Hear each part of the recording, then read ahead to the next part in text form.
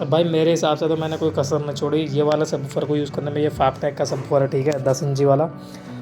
जितने भी सॉन्ग थे, वाइब्रेशन, पंच बेस, डीप बेस, सारे गाने मैं इसके अंदर बजा के चेक कर लिया हूँ। हाँ, फ्रिक्वेंसी में कहीं ना कहीं मैं अभी नहीं चला है इसके अंदर, तो आज फ्रिक्वेंसी टेस्ट ही कर लेते हैं, ठीक है। तो अब मैं फ्रिक्वेंसी टेस्ट करने वाला हूँ। एम्पलीफायर, ठीक है, वो नहीं है, वह बेस ट्यूब एम्पलीफायर है। वॉल्यूम को करते हैं। रिस्पॉन्स देख लो भाई सबवूफर का, ठीक है, देखो 1 हर्ट्ज है, ठीक है। देखो भाई रिस्पॉन्स। चलो बढ़ाते हैं फ्रिक्वेंसी।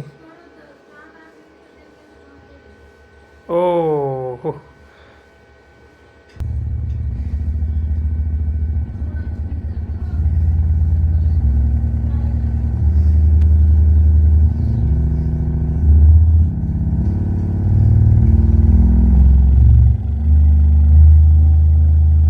हवा देखो भाई, हवा,